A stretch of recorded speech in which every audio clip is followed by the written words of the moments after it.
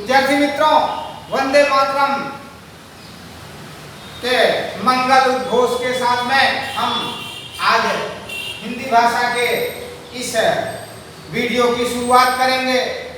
इस वीडियो का शीर्षक है उठ मेरी बेटी सुबह हो गई। इसके रचयिता या इसके कवि हिंदी भाषा के आधुनिक कवियों के हस्ताक्षर सर्वेश्वर दयाल सक्सेना जी हैं। इनका जन्म 1927 ईस्वी में उत्तर प्रदेश के बस्ती जिले में हुआ था। इनकी शिक्षा दीक्षा बनारस, इलाहाबाद में संपन्न हुई। ये अध्यापक के साथ साथ में आकाशवाणी तथा अन्य सरकारी कार्यालयों में भी इन्होंने अपनी सेवाएं दी। उठ मेरी बेटी सुबह हो गई कविता का शीर्षक ही यह परिलक्षित कर रहा है कि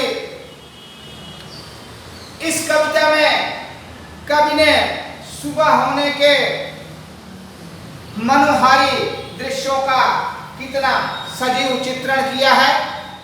आगे देखेंगे विद्यार्थी मित्रों। उठ मेरी बेटी सुबह हो गई, पेड़ों के झुनझुने बजने लगे, लुढ़कती आ रही है सूरज की लाल गेंद। उठ मेरी बेटी सुबह हो गई। पेड़ों के झुनझुने का मतलब है कि सुबह होते ही पेड़ों पर जो बैठे हुए वृक्षों पर विश्राम करने वाले पक्षी चहचहाने लगते हैं, अथवा सुबह होने से जब मंद सुगंध बयार बहती है, मंद सुगंधित हवा चलती है, तो जो है पेड़ों की पत्तियां हिलने लगती हैं और वो बच्चों के झुनझुने जैसी आवाजें करती हैं। तो पेड़ों के झुनझुने बजने लगे, लुढ़कती आ रही है सूरज की लाल गेंद।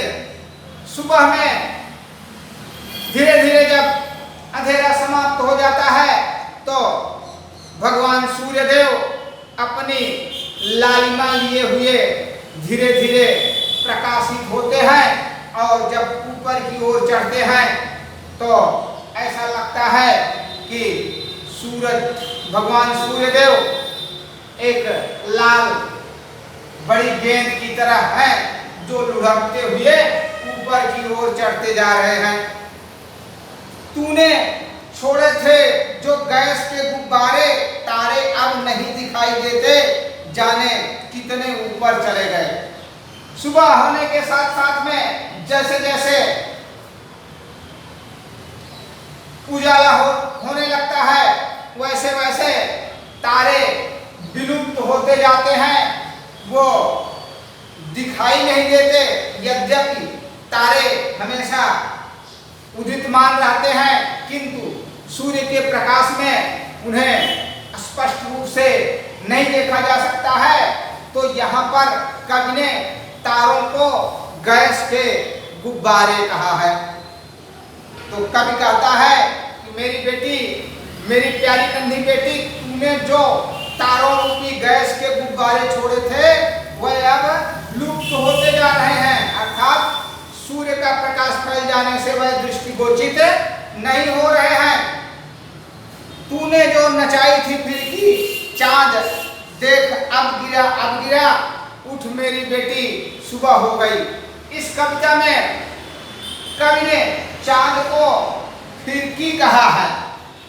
छोटे छोटे बच्चे कागज की फिरकियों के माध्यम से खेलते हैं।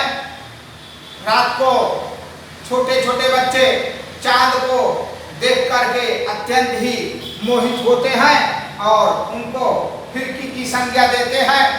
तो जो है इस कविता में कवि अपनी बेटी से कह रहा है, ऐ मेरी बेटी, जो तूने फिरकी नचाई थी, चांद रूपी फिरकी नचाई थी, हाँ, देख अब गिरा, अब गिरा, अर्थात अब तेरी फिरकी, चांद रूपी फिरकी अब गिरने वाली है। अब बेटी मेरी प्यारी नन्ही बेटी उठ जा, अब सुबह हो चुकी है। अब अगली पंक्तियों में कवि छोटे नन्हे मुन्ने बच्चे जो गुड़िया और गुड्डों के माध्यम से खेलते हैं, रात को जब वो सोने लगते हैं तो उन्हें भी अपने जैसा सुलाते हैं।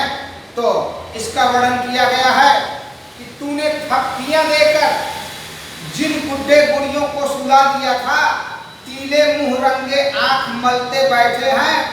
गुड्डे की जरदारी टोपी उल्टी नीचे पड़ी है, छोटी तलैया वह देख उड़ी जा रही है चूनर, तेरी गुड़िया की झिलमिल नदी, उठ मेरी बेटी सुबह हो गई।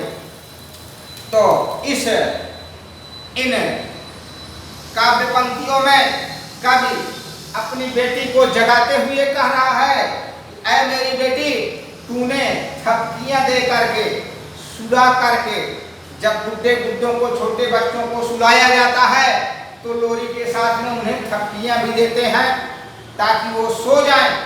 तो बेटी ने जो अपने बुड्ढे और बुढ़ियों को सुलाया था, कवि कहता है कि अब सुबह होने से वह जाग बैठे हैं, वह आंख मलते मलते जाग बैठे हैं और उन गुड्डों की जरी के तार वाली टोपी अब उनके सिर से नीचे गिर पड़ी है, उल्टी हुई नीचे गिर पड़ी है।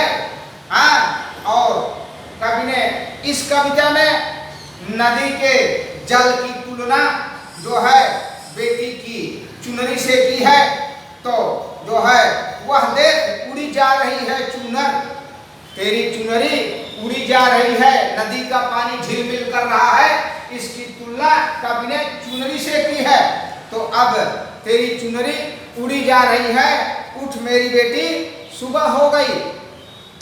तेरे साथ थक कर सोई थी जो तेरी सहेली हवा, जाने किस झरने से नहाकर आई है, गीले हाथों से छू रही है तेरी तस्वीरों की किताब, देख लो कितना रंग फैल गया है।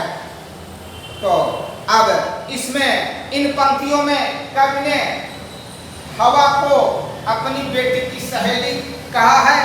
तो दिन भर चलते चलते, ऐ मेरी बेटी, तेरे साथ दिन भर चलते चलते जो तेरी सहेली हवा सो गई थी, अब वह मालूम नहीं किस झरने से नहाकर आई है, अर्थात शीतल मंद सुगंधित हवा अब बहने लगी है और तेरी किताबों के पन्नों को वह गीले हाथों से छू रही है।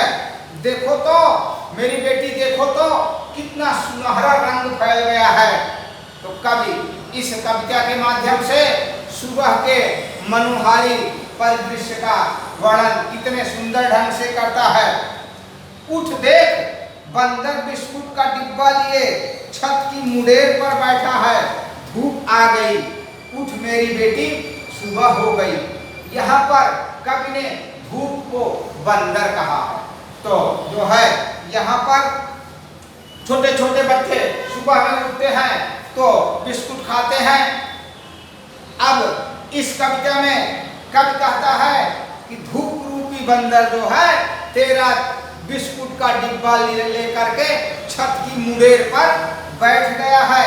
उठ बेटी देख, धूप आ गई है, उठ मेरी बेटी, अब सुबह हो गई, अब उठ जा। तो विद्यार्थी मित्रों, इस कविता में कवि ने प्रकृति के कितने सुंदर मनोहारी परिदृश्य का वर्णन किया है। इस कविता के माध्यम से कवि ने प्रभात काल का कितना सुंदर वर्णन किया है, यह अद्भुत तथा अकल्पनीय है। हम सभी छात्र छात्राओं से अनुरोध करते हैं कि कृपया स्कूल के जो होमवर्क हैं, जो भी व्हाट्सएप से, जूम ऐप से या अन्य संचार माध्यमों से आप तक भेजा जा रहा है, उनका अनुकरण करेंगे, अपने कार्य को पूरा करेंगे। जय हिंद, जय भारत।